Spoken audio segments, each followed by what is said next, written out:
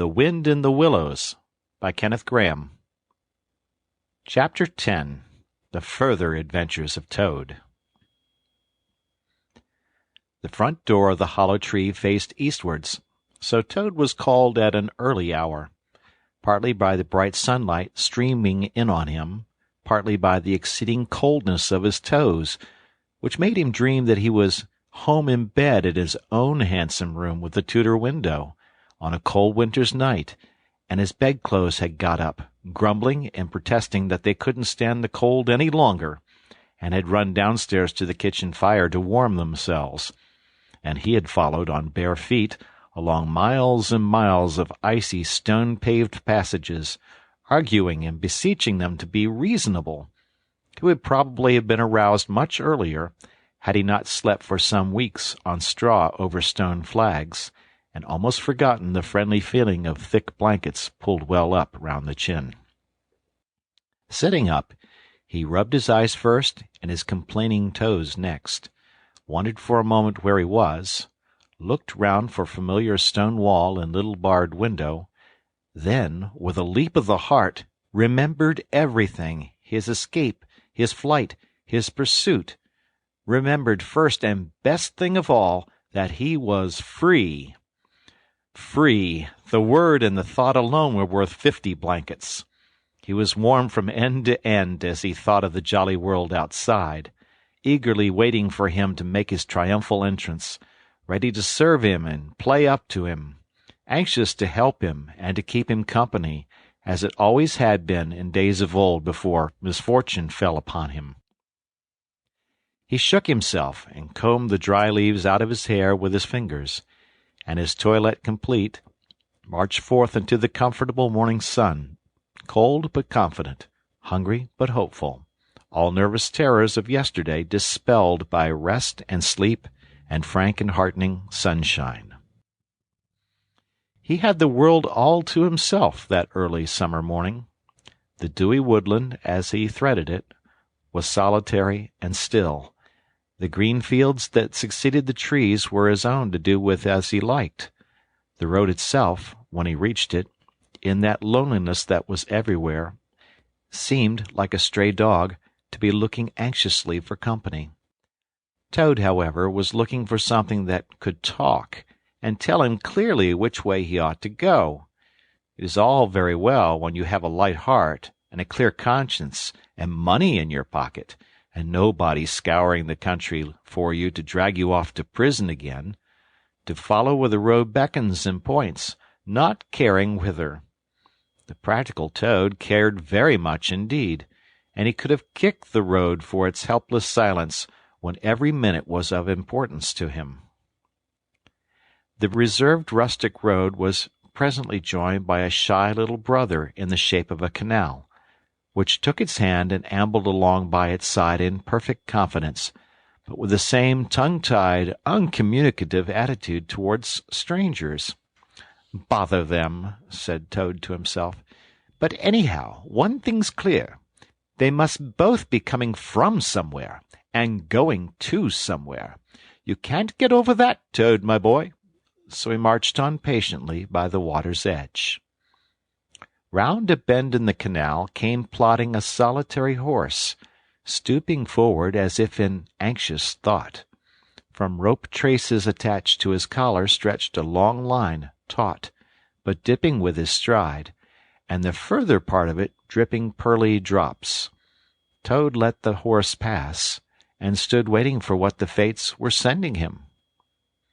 With a pleasant swirl of quiet water at its blunt bow, the barge slid up alongside of him, its gaily painted gunwales level with the towing path, its sole occupant a big, stout woman wearing a linen sunbonnet, one brawny arm laid along the tiller.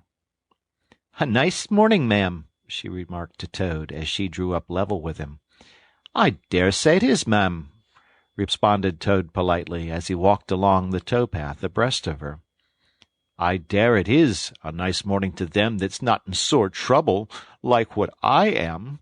Here's my married daughter. She sends off to me post-haste to come to her at once. So off I comes. not knowing what may be happening or going to happen, but fearing the worst, as you will understand, ma'am, if you're a mother too. And I've left my business to look after itself. I'm in the washing and laundering line, you must know, ma'am.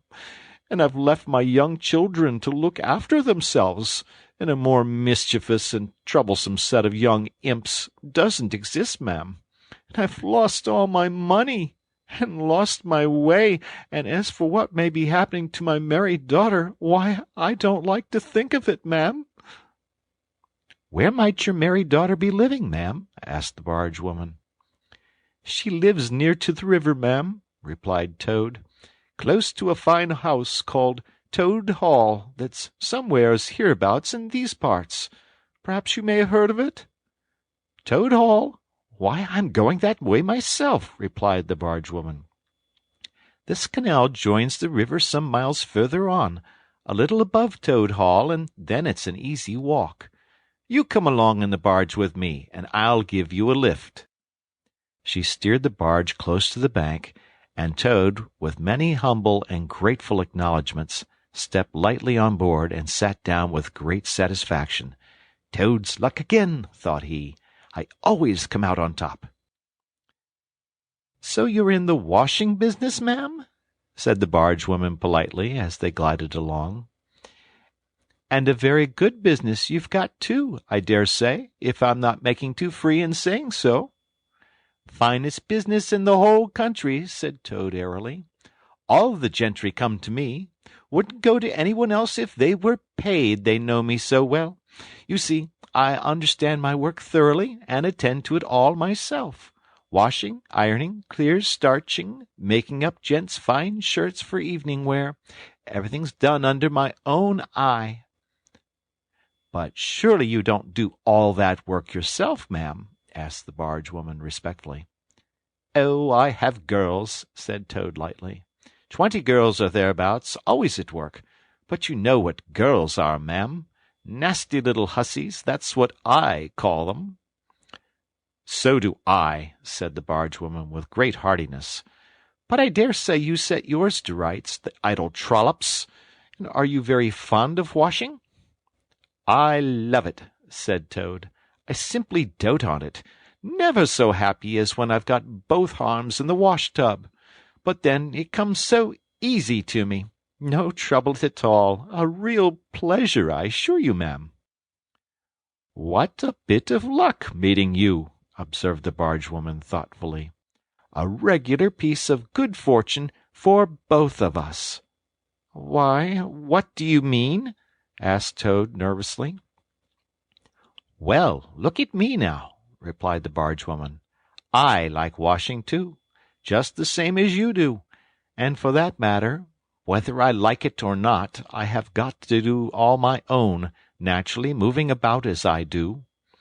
Now my husband, he's such a fellow for shirking his work and leaving the barge to me, that never a moment do I get for seeing to my own affairs.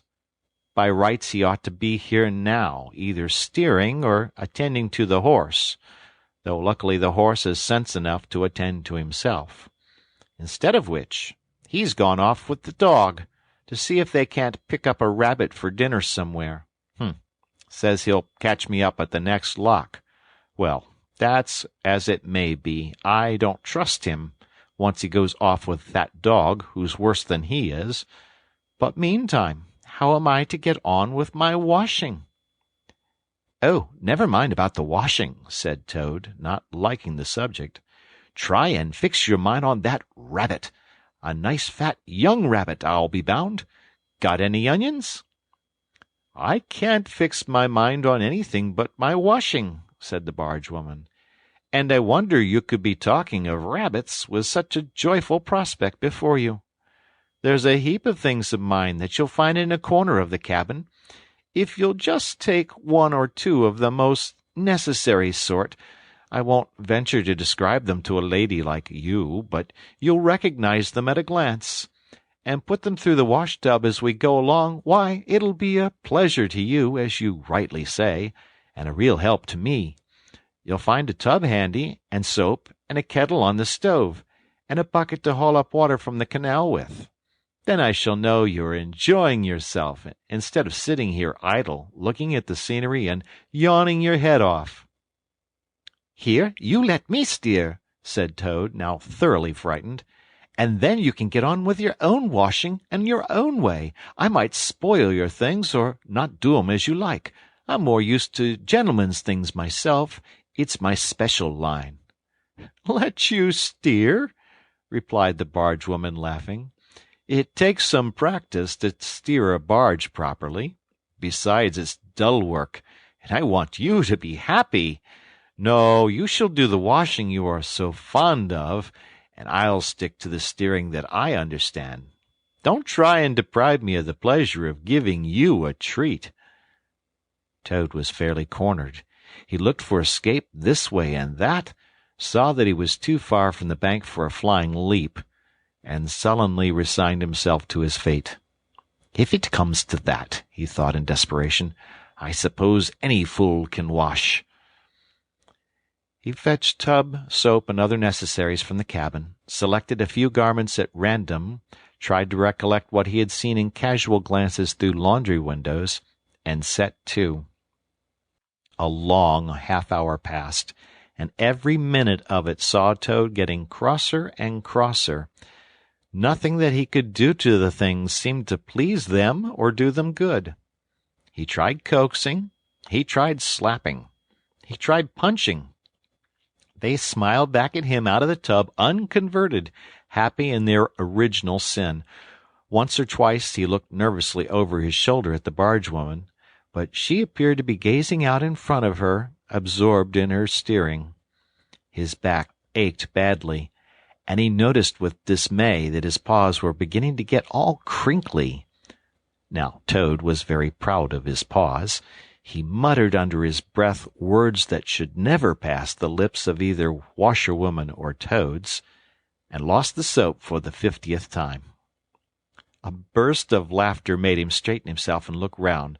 The bargewoman was leaning back and laughing unrestrainedly, till the tears ran down her cheeks.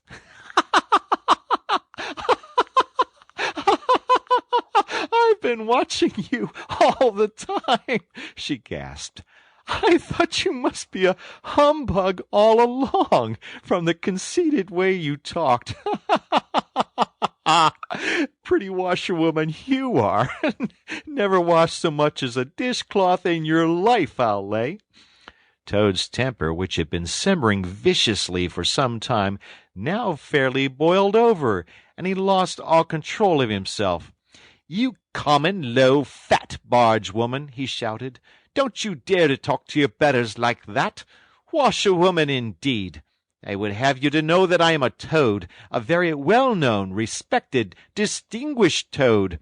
I may be under a bit of a cloud at present, but I will not be laughed at by a barge-woman." The woman moved nearer to him and peered under his bonnet keenly and closely. "Why, so you are!" she cried. "Well, I never! A horrid, nasty, crawly Toad! And in my nice, clean barge, too! Now that is a thing I will not have." She relinquished the tiller for a moment. One big mottled arm shot out and caught Toad by a foreleg, while the other gripped him fast by a hind leg. Then the world turned suddenly upside down. The barge seemed to flit lightly across the sky, the wind whistled in his ears, and Toad found himself flying through the air, revolving rapidly as he went. The water, when he eventually reached it with a loud splash, proved quite cold enough for his taste, though its chill was not sufficient to quell his proud spirit, or slake the heat of his furious temper. He rose to the surface spluttering, and when he had wiped the duckweed out of his eyes, the first thing he saw was the fat bargewoman looking back at him over the stern of the retreating barge and laughing. And he vowed, as he coughed and choked, to be even with her. He struck out for the shore, but the cotton gown greatly impeded his efforts, and when at length he touched land, he found it hard to climb up the steep bank unassisted. He had to take a minute or two's rest to recover his breath. Then, gathering his wet skirts well over his arms, He started to run after the barge as fast as his legs would carry him, wild with indignation, thirsting for revenge. The bargewoman was still laughing when he drew up level with her. "Put yourself through your mangle, washerwoman," she called out, "and iron your face, and crimp it, and you'll pass for quite a decent-looking toad." Toad never paused to reply. Solid revenge was what he wanted, not cheap, windy, verbal triumphs, though he had a thing or two in his mind that he would have liked to say. He saw what he wanted ahead of him. Running swiftly on, he overtook the horse, unfastened the tow rope, and cast off, jumped lightly on the horse's back, and urged it to a gallop by kicking it vigorously in the sides. He steered for the open country, abandoning the tow-path, and swinging his steed down a rutty lane. Once he looked back, and saw that the barge had run aground on the other side of the canal, and the bargewoman was gesticulating wildly and shouting, "Stop! Stop! Stop!" "I've heard that sung before," said Toad, laughing, as he continued to spur his steed onward in its wild career.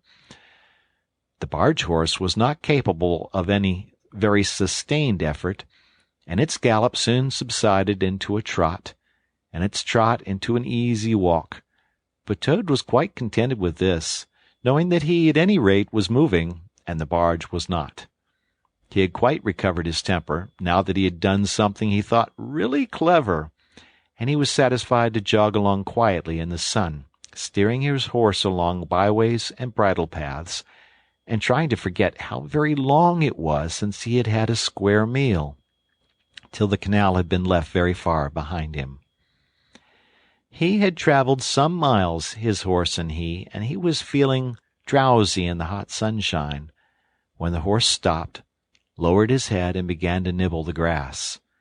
And Toad, waking up, just saved himself from falling off by an effort. He looked about him, and found he was on a wide common, dotted with patches of gorse and bramble as far as he could see. Near him stood a dingy gypsy caravan, and beside it a man was sitting on a bucket turned upside down, very busy smoking and staring into the wide world. A fire of sticks was burning near by, and over the fire hung an iron pot, and out of that pot came forth bubblings and gurglings, and a vague suggested steaminess. Also smells, warm, rich, and varied smells, that twined and twisted and wreathed themselves at last into one complete, voluptuous, perfect smell that seemed like the very soul of nature taking form and appearing to her children a true goddess, a mother of solace and comfort. Toad now knew well that he had not really been hungry before. What he had felt earlier in the day had been a mere trifling qualm. This was the real thing at last, and no mistake, and it would have to be dealt with speedily, too, or there will be trouble for somebody or something. He looked the gypsy over carefully, wondering vaguely whether it would be easier to fight him or to cajole him. So there he sat, and sniffed, and looked at the gypsy, and the gypsy sat and smoked, and looked at him. Presently the gypsy took his pipe out of his mouth, and remarked in a careless way, "Want to sell that there horse of yours?" Toad was taken completely aback. He did not know that gypsies were very fond of horse-dealing, and never missed an opportunity, and he had not reflected that caravans were always on the move and took a deal of drawing. It had not occurred to him to turn the horse into cash, but the gypsy's suggestion seemed to smooth the way towards the two things he wanted so badly, ready money and a solid breakfast. "What?" he said. "Me sell this beautiful young horse of mine? Oh, no, it's out of the question. Who's going to take the washing home to my customers every week? Besides, I'm too fond of him, and he simply dotes on me." "Try and love a donkey," suggested the gypsy. "Some people do." "You don't seem to see," continued Toad, "that this fine horse of mine is a cut above you altogether. He's a blood horse, he is, partly. Not the part you see, of course, another part. And he's been a prize hackney, too, in his time. That was the time before you knew him, but you can still tell it on him at a glance, if you understand anything about horses. No, it's not to be thought of for a moment. All the same, how much might you be disposed to offer me for this beautiful young horse of mine?" The gypsy looked the horse over, and then he looked Toad over with equal care, and looked at the horse again. "Shillin' a leg," he said briefly, and turned away, continuing to smoke and try to stare the wide world out of countenance. "A shilling a leg!" cried Toad. "If you please, I must take a little time to work that out, and see just what it comes to." He climbed down off his horse, and left it to graze, and sat down by the gypsy and did sums on his fingers, and at last he said, "A shilling a leg? Why, that comes to exactly 4 shillings, and no more. Oh, no, I could not think of accepting 4 shillings for this beautiful young horse of mine." "Well," said the gypsy, "I'll tell you what I will do. I'll make it 5 shillings, and that's 3 and 6pence more than the animal's worth, and that's my last word." Then Toad sat and pondered long and deeply, for he was hungry and quite penniless, and still some way, he knew not how far, from home, and enemies might still be looking for him. To one in such a situation, 5 shillings may very well appear a large sum of money. On the other hand, it did not seem very much to get for a horse. But then again, the horse hadn't cost him anything, so whatever he got was all clear profit. At last he said firmly, "Look here, gypsy, I tell you what we will do, and this is my last word. You shall hand me over 6 shillings and 6pence, cash down, and further, in addition thereto, you shall give me as much breakfast as I can possibly eat, at one sitting, of course, out of that iron pot of yours that keeps sending forth such delicious and exciting smells. In return, I will make over to you my spirited young horse, with all the beautiful harness and trappings that are on him freely thrown in. If that's not good enough for you, say so, and I'll be getting on.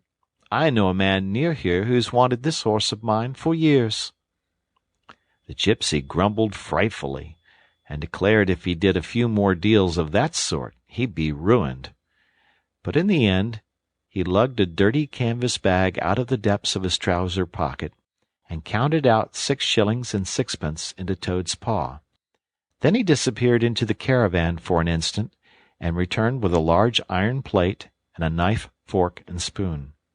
He tilted up the pot, and a glorious stream of hot, rich stew gurgled onto the plate.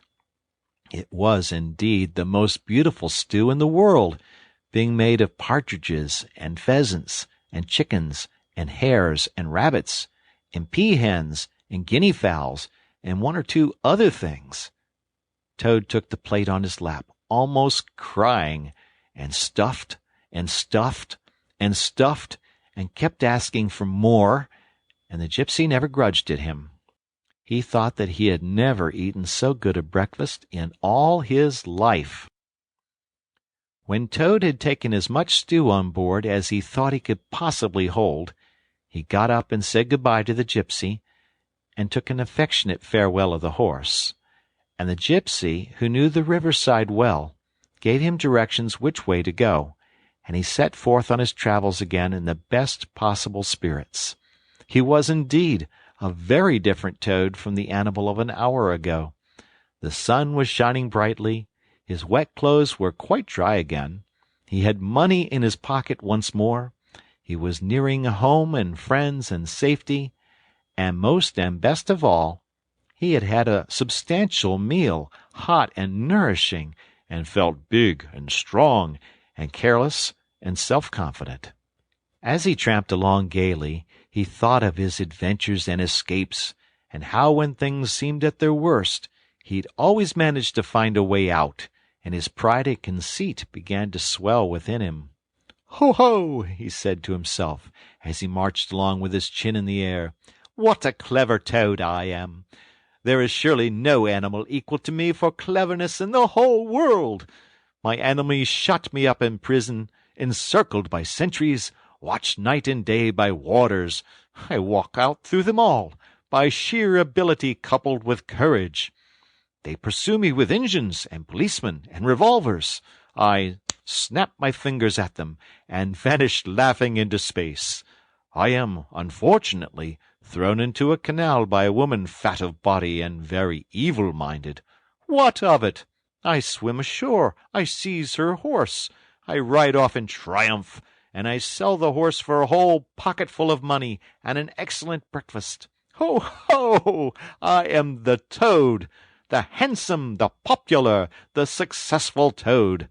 He got so puffed up with conceit that he made up a song as he walked, in praise of himself, and sang it at the top of his voice, though there was no one to hear it but him.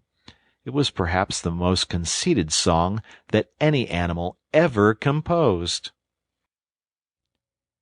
The world has held great heroes, as history books have showed, but never a name to go down to fame compared with that of Toad. The clever men at Oxford know all that there is to be knowed, but they none of them know one half as much as intelligent Mr. Toad.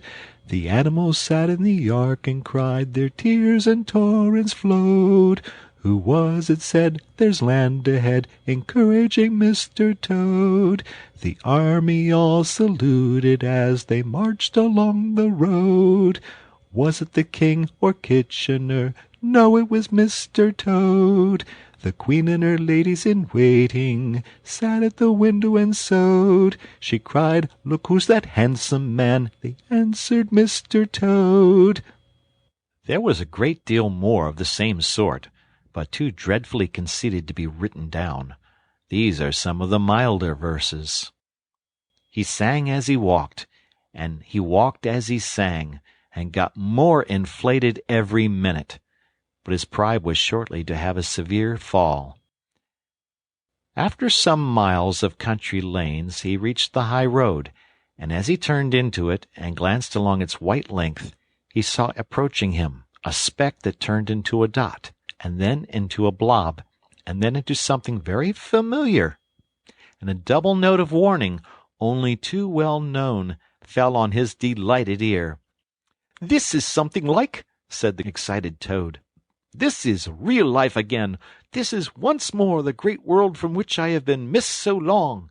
I will hail them, my brothers of the wheel, and pitch them a yarn of the sort that has been so successful hitherto, and they will give me a lift, of course, and then I will talk to them some more, and perhaps, with luck, it may even end up in my driving up to Toad Hall in a motor car.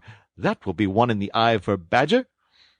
He stepped confidently out into the road to hail the motor car, which came along at an easy pace, slowing down as it neared the lane, when suddenly he became very pale.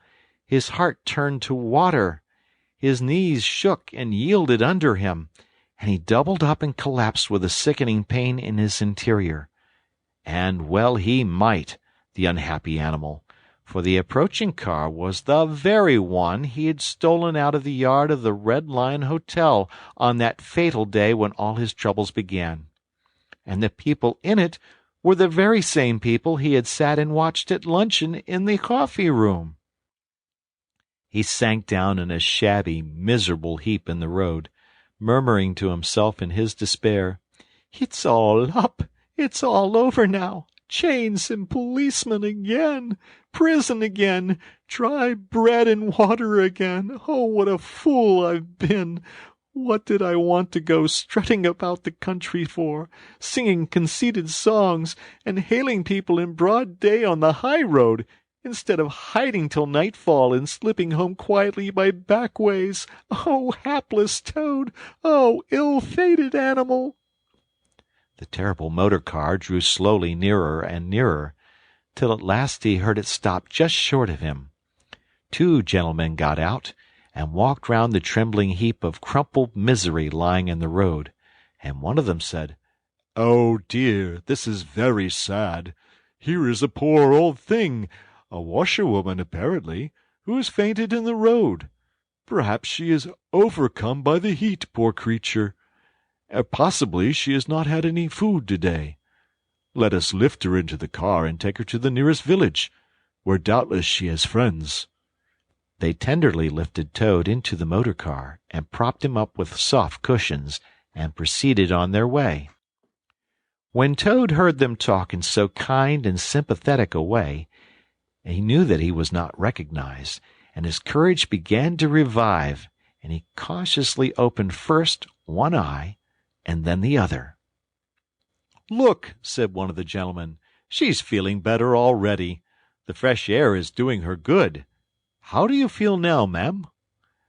"Thank you kindly, sir," said Toad in a feeble voice. "I'm feeling a great deal better." "That's right," said the gentleman. "Now keep quite still, and above all, don't try to talk." "I won't," said Toad. "I was only thinking if I might sit on the front seat there, beside the driver, where I could get the fresh air full in my face, I should soon be all right again." "What a very sensible woman," said the gentleman. "Of course you shall." So they carefully helped Toad into the front seat beside the driver, and on they went again. Toad was almost beside himself by now. He sat up, looked about him, and tried to beat down the tremors, the yearnings, the old cravings that rose up and beset him and took possession of him entirely. "It is fate," he said to himself. "Why strive? Why struggle?"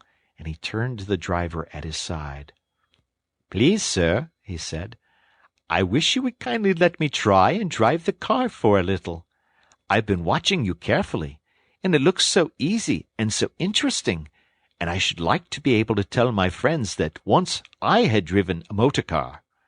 The driver laughed at the proposal so heartily that the gentleman inquired what the matter was. When he heard, he said, to Toad's delight, "Bravo, ma'am! I like your spirit. Let her have a try, and look after her. She won't do any harm." Toad eagerly scrambled into the seat vacated by the driver, took the steering wheel in his hands, listened with affected humility to the instructions given him, and set the car in motion, but very slowly and carefully at first, for he was determined to be prudent. The gentlemen behind clapped their hands and applauded, and Toad heard them saying, "How well she does it! Fancy a washerwoman driving a car as well as that, the first time!" Toad went a little faster, then faster still, and faster. He heard the gentleman call out warningly, "Be careful, washerwoman!" and this annoyed him, and he began to lose his head. The driver tried to interfere, but he pinned him down in his seat with one elbow and put on full speed. The rush of air in his face, the hum of the engines, and the light jump of the car beneath him intoxicated his weak brain. "Washerwoman, indeed!" he shouted recklessly. "Ho, ho! I am the Toad, the motor-car snatcher, the prison-breaker, the Toad who always escapes.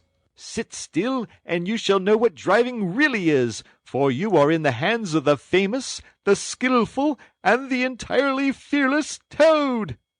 With a cry of horror, the whole party rose and flung themselves on him.